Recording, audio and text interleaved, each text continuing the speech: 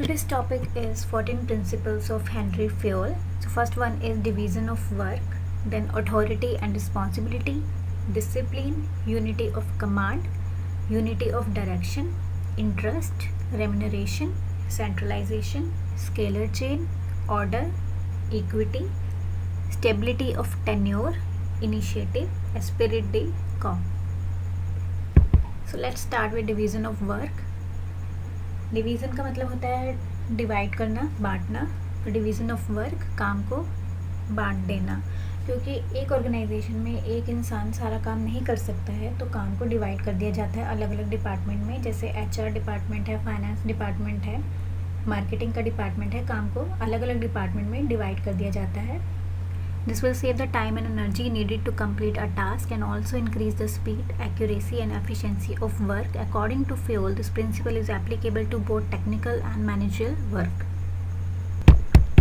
Then authority versus responsibility. Authority मतलब power, responsibility जिम्मेदारी. तो अगर कोई काम किसी एम्प्लॉय को दिया जाता है और साथ में उसकी अथॉरिटी नहीं दी जाती है, किसी डिसीजन को लेने के लिए पावर नहीं दी जाती है, तो वो अपनी रिस्पॉन्सिबिलिटी भी पूरी नहीं कर पाएगा. तो अगर रिस्पॉन्सिबिलिटी हो, अथॉरिटी भी हो, तभी काम पूरी तरह से किया जा सकता है. बिना अथॉरिटी के अगर उसके पास पावर ही नहीं है, अगर उसे कोई काम करना है किसी एम्प्लॉय को और उसके पास पावर नहीं है कोई डिसीजन लेने के लिए, तो वो अपने टाइम पर जिम्मेदारी भी पूरी नहीं कर पाएगा. तो अथॉरिटी और रिस्पॉन्सिबिलिटी दोनों बैलेंस होने चाहिए. डिसिप्लिन, किसी भी कंपनी में डिसिप्लिन जो है वो बहुत ज़रूरी है. रूल्स को फॉलो करना, और employees must obey and respect the rules that govern the organisation. जो भी रूल्स हैं उनकी पॉलिसी जो है वो फॉलो करना. This is discipline. Unity of command का मतलब होता है कि एक ही बॉस होना चाहिए जो ऑर्डर दे, कमांड दे.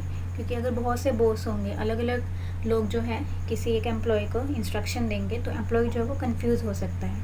जैसे अगर किसी एम्प्लॉय के 2 बॉस हैं, तो एक उससे बोलेगा कि ये काम करना है या मार्केटिंग का काम देखना है, लेकिन दूसरा बॉस उसी टाइम पे बोलेगा कि नहीं आपको फाइनेंस का काम देखना है, या मतलब इंस्ट्रक्शन जो है वो अलग अलग उसको मिलेगी. तो ऐसे वो कंफ्यूज हो सकता है और उसको समझ में भी नहीं आएगा कि एग्जैक्टली किसकी बात माने. तो बॉस जो है वो एक ही होना चाहिए, एक ही इंसान है जो जिस एम्प्लॉय को ऑर्डर देना चाहिए, ताकि वो कंफ्यूज ना हो और उसे पता रहे कि टाइम पर क्या काम करना है. यूनिटी ऑफ डायरेक्शन मीन्स सभी का जो गोल है वो एक ही होना चाहिए. सब एम्प्लॉय जो है वो मिलके एक ही प्लान को फॉलो करेंगे. ऐसा नहीं है कि एक एम्प्लॉय जो है वो अलग प्लान के हिसाब से चल रहा है, दूसरा एम्प्लॉय जो है वो किसी और प्लान के अकॉर्डिंग चल रहा है. तो प्लान जो है, गोल जो है वो सबका एक होना चाहिए. सभी एम्प्लॉयज़ को एक ही डायरेक्शन में जाना चाहिए. Interest, individual interest to general interest. Individual interest का मतलब है जिसमें खुद का एक एम्प्लॉय का फ़ायदा होता है. जनरल इंटरेस्ट में जिसमें ऑर्गेनाइजेशन का भी फ़ायदा होता है. So according to Henri Fayol, individual interest भी होना चाहिए.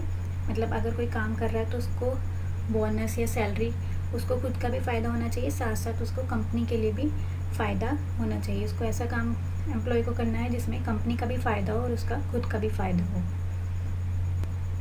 रिम्यूनरेशन मीन्स सैलरी की लेवल जो है उसकी स्टडी के अकॉर्डिंग या उसकी जॉब के अकॉर्डिंग जो सैलरी है वो बिल्कुल ठीक होनी चाहिए. बिकॉज विदाउट सैलरी कोई भी एम्प्लॉय काम नहीं करेगा. तो राइट कैंडिडेट के लिए राइट सैलरी जो है वो अवेलेबल होनी चाहिए. Then centralisation. सेंट्रलाइजेशन का मतलब होता है टॉप लेवल पर डिसीजन लेना. Fayol define centralisation as lowering the importance of the subordinate role. तो यहाँ पे सेंट्रलाइजेशन एंड डिसेंट्रलाइजेशन दोनों ही ज़रूरी होते हैं. डिसेंट्रलाइजेशन का मतलब होता है रिस्पॉन्सिबिलिटी या डिसीजन को आगे दूसरे लेवल में भी दे देना. मतलब जो टॉप लेवल से स्मॉल लेवल है या लो लेवल के हैं उनको भी रिस्पॉन्सिबिलिटी देना या डिसीजन आगे दे देना. This is decentralisation. तो सेंट्रलाइजेशन भी होना चाहिए, डिसेंट्रलाइजेशन भी होना चाहिए एक ऑर्गेनाइजेशन के अंदर. स्केलर चेन का मतलब होता है इंफॉर्मेशन जो है एक के पास जाएगी, फिर दूसरे के पास, फिर तीसरे के पास, फिर चौथे के पास, देन ऐसे आगे जो इन्फॉर्मेशन सबके पास होनी चाहिए ताकि सभी लोग अपडेट रहें किसी पर्टिकुलर प्लान के बारे में. लेकिन अगर लग रहा है कि बहुत ही इमरजेंसी की ज़रूरत है और सबको इन्फॉर्मेशन हम स्टेप बाय स्टेप नहीं बता सकते हैं, तो हम डायरेक्ट जो है F जो है वो G को डायरेक्ट भी बता सकता है बिना बाकियों से कंसल्ट किए।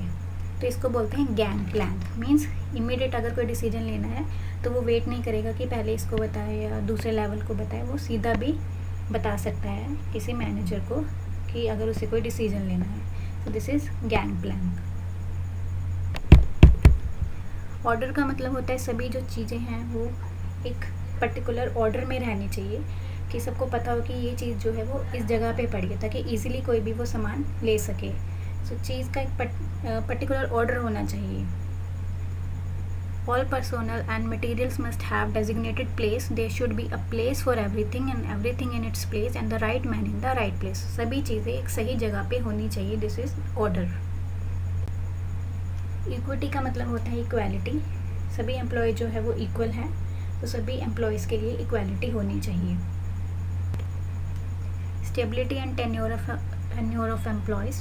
स्टेबिलिटी का मतलब होता है कि एम्प्लॉय जो है वो कंपनी में स्टेबल होना चाहिए। ये नहीं है कि वो बार बार छोड़ के जा रहा है किसी कंपनी को, तो उसकी जो स्टेबिलिटी है वो बिल्कुल अच्छी होनी चाहिए किसी भी कंपनी में, ताकि वो ज़्यादा से ज़्यादा कंपनी के लिए भी ग्रोथ कर सके और खुद के लिए भी।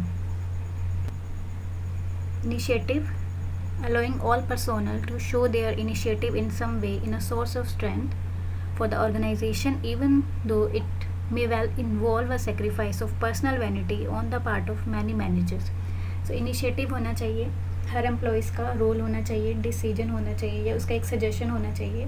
सभी एम्प्लॉयज़ को बोलने के लिए हक होना चाहिए ताकि वो अपने सजेशन भी दे सके। तो सभी का इनिशिएटिव होना चाहिए किसी पर्टिकुलर डिसीजन में। स्पिरिट द कॉप मीन्स सबको मिलकर काम करना है। एक स्पिरिट होनी चाहिए कि जो काम है वो सब मिलजुल कर करेंगे। तो ऑर्गेनाइजेशन को अपने एम्प्लॉयज़ के जो स्पिरिट है वो इंक्रीज़ करते रहना चाहिए कि काम सब लोग यूनिटी में करें। So these were the 14 principles of Henry Fayol. If you like this video, please subscribe. Thank you so much.